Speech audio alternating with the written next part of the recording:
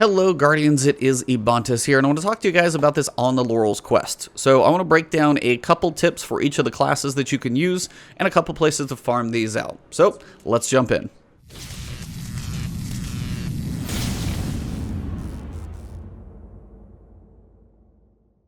Now, I'm going to state this little caveat here in the front. I am nearly done with Guardian games. I'm 10 out of 11 on the Triumphs. I'm 10% away from finishing my final Triumph. So really the only thing that I'm going for here is actually the Laurels for the On Your Laurels quest, because that earns you the exotic ghosts. Each of them are pretty cool. You have a week to earn. You can get one per week, so you have to do this each week. And if you're going for a bunch of other stuff, if you need to get gold medals, if you need to do medalist, if you need to go do medals for forges and destinations and gambit and do all this other stuff, you're going to get enough laurels throughout the week of playing that you're likely to finish up the quest without even thinking about it. Renowned, which is just one of the triumphs to earn laurels, I'm 432%. Now, I played a crapload last week, so that's obviously why. But I have no problem earning laurels. That's not the issue. Usually the medals, the bounties, all that stuff takes other requirements. But during all those things that you're doing, you're going to be earning laurels. So if you're not at this point yet, don't worry about all the stuff I'm going to tell you. Some of the subclass tips are going to be beneficial, I promise, because you need laurels typically for the silver medals and stuff of that nature. But if you just want to sit there and go grind stuff out, you don't have to worry about that quite yet. Maybe the last week you're almost done, or you pretty much are done and you just want to get the last ghost. Then next week, use this video, the tips in here, and you'll be able to knock out that On the Laurels quest. I think I finished it in less than an hour. So done with that thing in an hour, and you can move on to other stuff. So that's where this benefit's going to come into play. But if you are at where I am right now, that's really all you're working on. So let me cover a couple tips for each class. They're going to help you guys both, for one, get laurels pretty frequently. I did cover a couple exotics previously, but I'll mention them again. And then, of course, the locations where you're going to earn them. So here we go. Now, I will tell most all of you, if you have Monte Carlo, put it on whatever character you're going to use or you have. And this is, again, determinant if you have it. If you're new to the game, you probably don't. And it's the only real way to get it is a random drop. It was around during Season of Undying, and it was even just a random drop introduced then. But the big thing about it, weapon damage reduces melee ability cooldown. If you do enough damage with this auto rifle, and it's damage, not kills, by the way, you will actually just refill your melee ability and be able to do all these things that I talk about. Now, the nice thing with the Monte Carlo method, dealing damage with this weapon reduces your melee cooldown. Yes, we covered that. Grants a chance to fully charge your melee with each kill. So if you got a couple thrall coming at you, you kill 3 of them, your melee is probably going to be up. The other piece is Markov Chain. This weapon gains increased damage from melee kills and kills with this weapon. Melee kills grant ammo for this weapon, so you're never going to run out with the thing I'm going to show you. But generally the idea is if you're punching a bunch of stuff and then you're like, oh, my melee ability just ran out, but this perk is up and you go to shoot stuff with this weapon, it's going to be much more powerful. You'll do more damage, you'll get your melee back up, and then back to the laurel grinding we go. So Monte Carlo, if you have it, really amazing. I covered it in a separate video over all the different exotics for classes. I'll kind of give brief mentions of those, but mostly I'm going to be talking about subclasses and locations here. For the Titan, now, there's a couple different exotics you can use. You can use Syntheseps, you can use Insurmountable Skullfort, which was I was using. Honestly, both are probably pretty good. I like this one because it grants you the health, but really the health regeneration, not that big of a deal, so Syntheseps also pretty good. But what we want to do is come into Striker. Now, if I'm running Insurmountable Skullfort, most of you guys are picturing the shoulder charge or the ballistic slam where you kill an enemy and you get it right back. It's a lot of fun. The only thing about it is you have the running, sprinting, cooldown time to actually get it to be able to activate again before you can do the ability again. Now, they are area of effect, which has some benefits, but I will tell you, the subclass I'm going to show you is so much better. So, Seismic Strike, shoulder charge, cool, get some area effect charging, but I have to sprint every time. That cooldown actually gets to be a little annoying. Same thing with Ballistic Slam. It's fun to sprint, jump into the air, and then slam down and kill enemies, and had some benefits when there were some enemies that I didn't want to get too close to. But overall, the bottom tree is actually the way to go. Now, bottom tree subclass for the Titan has multiple benefits. One is Frontal Assault. Now, you wouldn't picture this as being like the most exhilarating melee in the world, but what happens when you punch with this, you're going to kick off Frontal Assault having a cooldown on your character. And I'm going to put some footage on right now while I'm talking. So what's going to happen is when I punch, I'm going to activate the first melee and I'm going to get that Laurel. But as I'm going to have that buff on my screen, every single enemy that I punch is going to continue to count as a melee ability kill. The cooldown's not going to go away. And I can sit there and punch over and over and over and over and get these laurels up nearly constantly. Now, can I punch a boss? No. If you're running Syntheseps, you might punch a little harder, but you're not going to be punching the nightmares in where I'm at, which is the Altar of Sorrow, which I'll cover the location here in a bit. But the general idea is you'll notice how many Laurels are popping on screen, and I just stay up in the fight. Now, a couple benefits here. Back to the character screen. Knockout. Critically wounding an enemy or breaking their shields increases your melee range and damage. So if you critically wound, or kill, likely, an enemy, you're going to have to do increased damage. So bonus there as well, you're hitting harder. And reversal. Melee kills immediately trigger health regeneration. So Skullfort's probably redundant to a point. I don't think those cooldowns are going to like stack. But generally, you know, healing as you're in the mix of somewhat chaos, it looks like on screen, it's good to get your health back.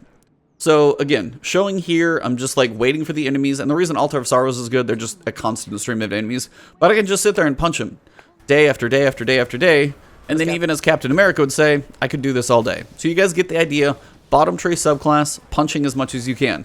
Monte Carlo will help, so if for some reason you punch, don't get your melee ability back, the cooldown runs out, or you got to move on to the next altar, then, you know, use your Monte Carlo, shoot the first thing that comes out, get your melee up, and start punching those low-level enemies again. And the low-level enemies die really fast. Like the Acolytes, the Thralls, easy. I wouldn't advise punching Cursed Thralls. It's probably going to hurt. Knights, though, red bar knights, not like a nightmare, but a red bar knight, 2 punches, still down. So a lot of things go quickly. Even a freaking ogre, I usually could 2 punch those. So you're able to punch a lot of things, and every single kill is a Laurel. It's pretty much nonstop. Now, on the other side is your super that goes with this subclass, and the benefit here is you've got Trample. Destroying enemies with Fist of Havoc extends its duration, and they tweaked this a little bit in a patch a little while back. I can't quite remember when, but it was to a point where it was a little broken in PvP, so they had to tone it down. But the idea here is if you kill enemies, and especially with the shoulder charge, not the big slamming one that uses a fair chunk of your super energy, but if you do just a little shoulder charge, just kind of the light attack, what you're going to do is be able to get double Laurels for every attack you get off with this super. And the reason, I'm guessing, and I'm not entirely sure, there's a couple that do this. The Sentinel Shield Slam, not the Shield Throw, but the Shield Slam while you're still holding it. This one as well, the Shoulder Charge. If you go on a Hunter and you use Arc Strider and you just hit them with your staff, all of them give you double Laurels. And my assumption is the game is registering it as both a melee ability and a super ability. So you get double Laurels in the super. You run out of super, go back to punching. So all in all, for a Titan, you guys are in pretty good shape. The other classes still, trust me, have their other options. But for the Titan, I cannot say enough about this one.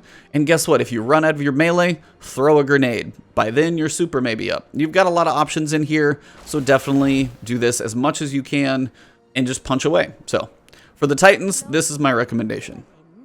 Next, let's look at the Hunter. And on the Hunter, what I found is you guys have a pretty good setup to be able to punch a lot. Now, there seems to be a weird, like, occasional glitch that will happen, but it's usually not too bad to reset, because by the time you get done punching a whole bunch of stuff, you can probably pop your super, reset it, and you're good to go. So, let's jump in. To very little surprise, we are on an Arc subclass again. And not even needing to really describe the other two, we're just going to hang out here up top. So, we've got Way of the Warrior. And with this one, what we're looking at is Combination Blow. Kill an enemy with this melee ability to trigger health regeneration and increase your melee damage temporarily. It stacks up to 3 times. All of this is going to work together, you'll see here in a second. Combination Combat Flow. Melee kills recharge your dodge energy, or your dodge ability. Pair that with Gambler's Dodge. Recharge your melee ability when you dodge near an enemy. You're going to be meleeing. You're close to a lot of stuff. Pretty easy. And dodging increases your melee range, allowing you to lunge further to strike enemies. Pair that with Lethal Current. After dodging, each arc staff hit creates a damaging lightning aftershock. That one's not a big deal. But the general idea here is you have a melee ability, and then if you dodge, you get that melee ability back. You just have to dodge near enemies. Well, guess what? You're in melee range. If you're not quite there, dodge when you get up to the enemy, then turn around and punch it. Dodge again, punch it. Dodge again, punch it, and it usually works with groups of enemies. Once you have the 3 stack, you are pretty much good to go, but you don't even need that. So I'm going to show you guys a little bit of time that I spent in a lost sector. This is not where I would say to farm, this is just more for an example, just because I knew I could control it. But your idea here is you've got Combination Blow working pretty much from the get-go. Your first punch, and then all you got to do is start punching the other enemies. It's very similar to the Titan, where when combination blow is active, all you got to do is punch and you're good to go. You don't even need to dodge for a little while. And it's honestly really easy at level 1. Now, if you want a little more damage, you could dodge, activate the full melee ability, stack it a second time. Start punching away, same thing happens there. Now, if you get up to 3, I don't know why per se. It seems to be either it's a more powerful attack, maybe it's not working correctly, some weird little glitch. But it seems when you're at level 3, and maybe it was because they were so worried about hunters breaking things with previous stuff that was up before, when you're at level 3, it doesn't always seem to generate a Laurel. If that happens, just kind of like back off, let the thing go, let the cooldown go away, and then you should be good to go. It doesn't seem to happen all the time, but it's one thing I did notice. So if you catch yourself not generating a lot of Laurels when you're punching enemies, that could be the thing that either a stack or the weird little glitch happened. Let it clear off, and then as soon as you start it back over, you'll be good to go again. So the idea here is whether if your melee ability is not even up, just run up to an enemy, dodge near it, the first enemy of the group, turn around, punch it, you'll activate combination blow, and then as you turn around and punch every successive enemy after that, Laurel, Laurel, Laurel, Laurel, Laurel, it works rather well. So this one is extremely effective. And as I said, I did some exotics, but pairing it with Liar's Handshake is freaking amazing. Now, some people are saying use Assassin's Cowl. Personally, I like this one, but again, everybody has their preferences. For me, if you have this one, using your arc melee ability or being hit by a melee attack, you're in close range, it's bound to happen, will allow you to follow up with an extremely powerful melee counterpunch that will heal you. So it may not be on the first one, but your second one is going to hit hard and heal you. So like usually it's every other punch you'll be getting a heal. Now, if you're standing in the middle of like 10 enemies and a pit of fire, you're probably going to die, but any class is going to do that. But if you're just sitting there punching enemies 1, 2, 3, 4, every other one healing you, and the fact that it hits extremely powerfully, you can take down some pretty beefy enemies with some punches, and it works really well. So of our hunters, again, we're in the Arc subclass, and Way of the Warrior, top tree, paired with Gambler's Dodge. Here we go. Now, there is also your grenade. Don't forget about that. Arc Bolt will chain. That one's usually pretty effective.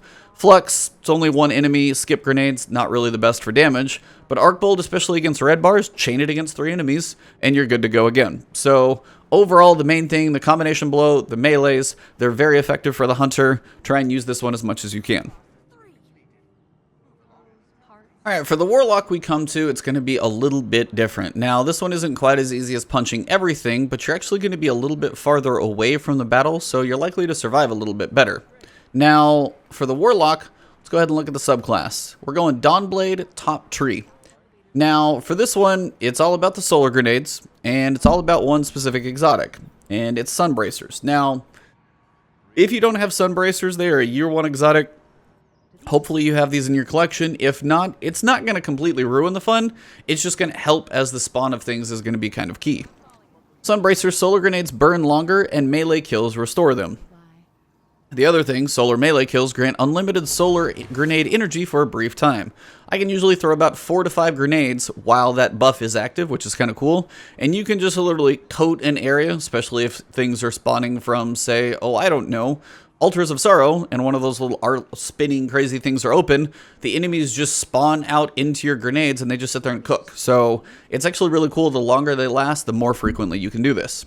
So that's the main exotic of use, but we're talking about Dawnblade subclass. So now they've got Celestial Fire.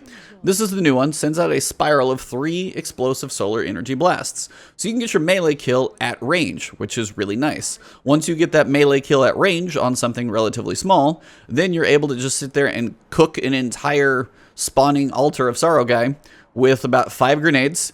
And then the key that you want to do, I'm not entirely sure where in the subclass this is, but I've got to find it. If you're in the air, when those kills actually take place, you're going to regenerate that melee energy almost immediately, if not halfway. And then again, as I've said in the other 2 subclasses, you're going to want to use Monte Carlo to get that thing back. So that's a nice pairing. Monte Carlo is actually really good here because you're at range pretty much the entire time. So again, Monte Carlo, beneficial, but not required. So you've got Celestial Fire. Then you've got Winged Sun. Fire weapons send celestial fire, throw grenades while gliding. Airborne final blows extend the effects of heat rising and grant melee energy. So there it is. So airborne final blows. So the idea is you're going to have like 4 or 5 grenades cooking an area. Enemies are spawning. You want to make sure as those enemies are dying that you're actually in the air. So if you touch down and those grenades are cooking, you want to jump back up in the air, float as long as you can. So then you get that melee energy filled up. Next enemy that comes out after your grenades are gone, fire your celestial fire at that enemy. You get your grenade recharge back up, chuck out your 5 grenades. If you touch down, jump back up again. It's just a cycle of floating in the air, throwing celestial fire, and then cooking the ground with about 5 grenades. And again, the 5 grenades is beneficial, hence why Sun Bracers really makes this one viable. So this is my recommendation. If you don't have Sun Bracers, it's going to take a little bit more work. Some are just not quite as useful, but I'll cover another subclass that is pretty viable as well. This is still my favorite for a specific activity where enemies just spawn at you. And this is, again, very more specifically for Altars of Sorrow. As I've been shown in the background, the enemies are coming, I'm floating in the air, you know, kill one, spray with grenades, hover up in the air, get the kill again, spray the grenades. That's kind of a very good cycle for Altars of Sorrow. The other subclass I'll show you guys here in a second. Heat Rise, as I said, hold that to consume your grenade energy to extend glide time and improve inner accuracy. Not really important, but it's just kind of one of those perks that you'll probably be having on you anyway. And then, of course, you got Icarus Dash if you need to dodge in the air. Most of Altars of Sorrow is mainly going to be based around Celestial Fire to get the original kill, coat the ground in grenades as soon as you get that melee kill, and then with Winged Sun, be in the air as those enemies die to your grenades. Obviously, airborne final blows giving you that melee energy. You get the melee back, you shoot him with Celestial Fire again on just a low-level guy, and then pick him off again. So that's the main key here, is being airborne when those final blows happen to get the melee. Melee kicks off the grenade loop of chunking 5 out. Things are cooking again over and over and over. So it's a really good cycle. I went and ran and picked up so many Laurels by the time I was done. It took a long time for the screen to actually register them all. So it works really well. Trust me, it's quite effective.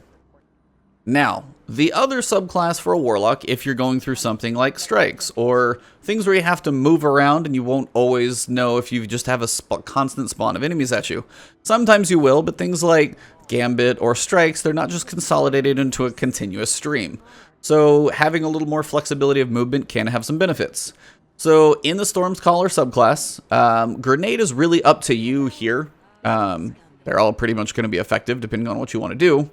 But you've got a couple things that are going to work really well. So you've got Chain Lightning. This electrocuting melee chains lightning from the struck target to nearby enemies, weakening them. You've got Transcendence, which is going to let your super last an insanely long time. And if you pair it with the exotic, I'm going to tell you, it lasts longer than you almost know what to do with. You're just like, I need something to kill and I can't find anything. Arc Web is the key. Enemies damaged by your grenades chain damage deadly lightning to nearby enemies. Each grenade or melee chain returns grenade energy. So your melee is chaining. If you do something like Arc Bolt that chains, with this one, you get your grenade energy back, and you can cook them quite a bit with those grenades. So groups of enemies, the melee, the grenade, get that energy back, and just keep that cycle going on small to medium size groups of enemies. It works extremely well. But Transcendence, if you pair this with this, joys of editing, Crown of Tempest. If you have this exotic, it makes this build so even better already. So arc ability kills increase the recharge rate of your arc abilities. So your melee kills increase the recharge rate of your melee kills, and Arc Web is feeding that energy back. Arc Grenade kills, you guys get where I'm going with this? Everything helps everything here on your arc build, and it extends the duration of Storm Trance on top of Transcendence, which is already going to be long. And if you're getting your abilities back, try and have both your melee and grenade full. When you cast your super with Crown of Tempest and Transcendence that all activates together, you're going to kill things for so long it's not even funny. So you'll be shooting lightning out of your fingers until they're probably numb. So this is an insanely good combo and a nice backup if you want to be more mobile, cover ground in a strike, cover an entire gambit match, things like that. This one can be really effective for killing a lot of enemies. If you want to clear an entire lost sector, this is your way to go. So again, if you're bored and you're like, hey, I just want to go hit a rally flag, go into a lost sector, you can probably knock everything out with both Crown of Tempest and Transcendence and kill almost everything that spawns. So again, this is really good. I'll put a lost sector kind of clearing right now on screen so you guys can see what I'm talking about.